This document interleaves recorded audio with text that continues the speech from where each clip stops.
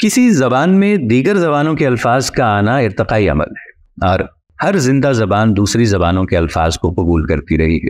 کسی غیر زبان سے کوئی مقبول لفظ جس کا اپنی زبان میں متبادل ملنا مشکل ہو تو اسے بغیر ترجمہ کیے قدر لفظی تبدیلی کے ساتھ اپنا لیا جاتا ہے، جیسا کہ آپ نے اس مثال میں بھی دیکھا کہ حزوا، حزواں اور زبان اور پھر زبان ہو گیا۔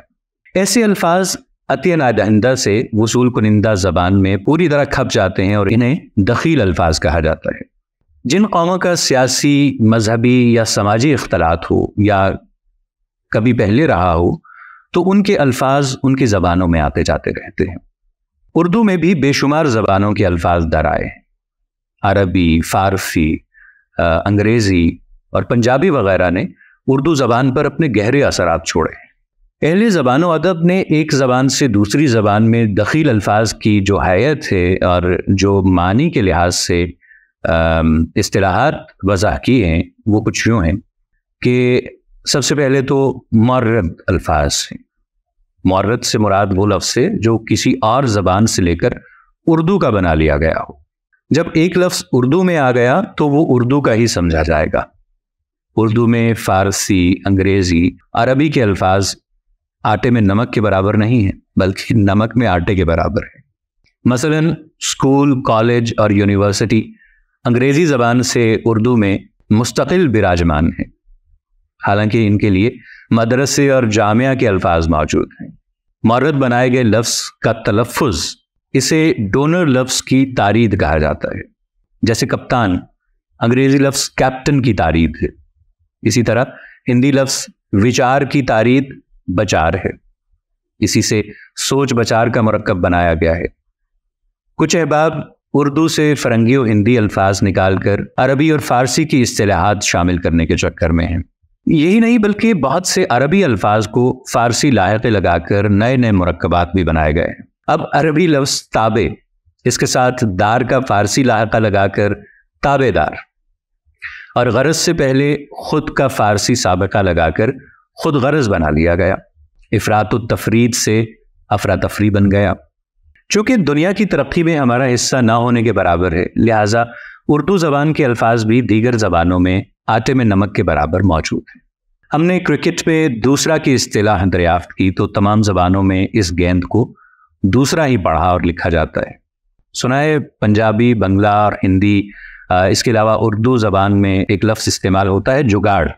یہ لفظ بھی اپنی عملی خوبیوں کی وجہ سے دنیا بھر کی زبانوں میں مروج ہو رہا ہے۔ اب تارید کی طرح ایک لفظ ہے معرب۔ معرب اس لفظ کو کہا جاتا ہے جو کسی زبان سے عربی میں شامل کر لیا گیا ہو۔ عربی صورت بنا کر لفظ بدلنا اور عربی کا حصہ بنانے کے عمل کو ہم تعریب کہیں گے۔ جس طرح فارسی لفظ پارس کو عربی میں فارس کے نام سے قبول کیا گیا، جیسا کہ ہم پہلے بھی ذکر کر چکے ہیں۔ پاکستان سے الباکستان، کراچی سے کراتشی، چراغ سے سراج، کیبنٹ سے کابینہ جیسے الفاظ معرب بنائے گئے۔ لفظ فلسفہ یونانی لفظ فلسفیہ کی تعریب ہے۔ اب اسی طرح سے مفرس الفاظ سے، مفرس کا مطلب ہے فارسی بنایا گیا، فارسی انداز میں ڈھالا گیا۔ تو دیگر زبانوں کے لفظوں کو فارسی میں شامل کرنے کو تفریس کہا جاتا ہے، جیسے میڈم سے مادام، اکیڈمی سے اکادمی، ڈھول جو کہ ہندی لفظ ہے اس سے دوہل، ببانگ دوہل، ٹیلی فون سے تلفون، فادر سے پدر، ریڈیو سے رادیو وغیرہ۔ پھر آتا ہے مہند، کسی زبان کا لفظ جس کو تصرف لفظی یا معنوی کر کے ہندی بنا لیا گیا ہو اسے مہند کہا جاتا ہے۔ اکثر مہند الفاظ اردو میں بھی برتے جاتے ہیں۔ ہندی بنائے گئے الفاظ کو اصل زبان کے لفظ کی تہنید کہا جاتا ہے، جیسے رپورٹ کو رپٹ، لاڈ کو لاٹ اور جارود کو جھاڑو کہا جاتا ہے۔ ترکیب مہند کا مطلب ہے مرکب الفاظ، یعنی مرکب اضافی، توظیفی، توصیفی، عطفی کا ایک جز عربی یا فارسی وغیرہ اور دوسرا کسی اور زبان کا ہو، جیسے عربی کا لفظ شمع اور پروانہ ملا کر شمع و پروانہ، لطف نظارہ، پاندان، مچھردانی، ڈاک خانہ، عجائب گھر وغیرہ۔ اس کے علاوہ عربی میں ہندوستانی لوہے سے بنی معیاری تلوار کو مہند کہا جاتا ہے۔ اس کے علاوہ مخرب سے مراد بگڑا ہوا، تخریب کیا ہوا.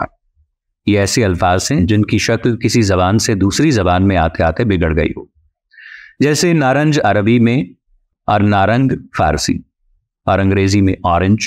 یہ الفاظ کی تخریب کی صورتیں ہیں. ایڈمرل عربی کے امیر البحر کا مخرب ہے. فارسی والوں نے یورپ کو بگاڑ کر اروپا کر دیا. واضح رہے کہ مفرس، مہند، معرب خود عربی زبان کے، جبکہ معرد اردو کا لفظ ہے.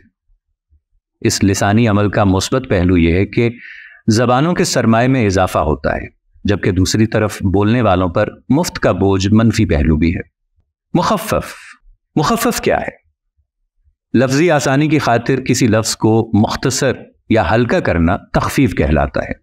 جیسے کاٹ لکڑی کا مخفف کٹ ہے، اور اسی سے کٹ پتلی بنا، یعنی لکڑی کی پتلی. اسی طرح ہڑتال دو لفظوں ہٹ اور تال کا مخفف ہے. ہٹی سے ہٹ یعنی دکان، اور تالا سے تال بنا کر مخرب ہو کر یہ ہڑتال بن گیا. ملیں گے نئی ویڈیو کے ساتھ، تب تک کے لیے طاہر عبید چودھری کو دیجیے اجازت. اللہ نگہبان.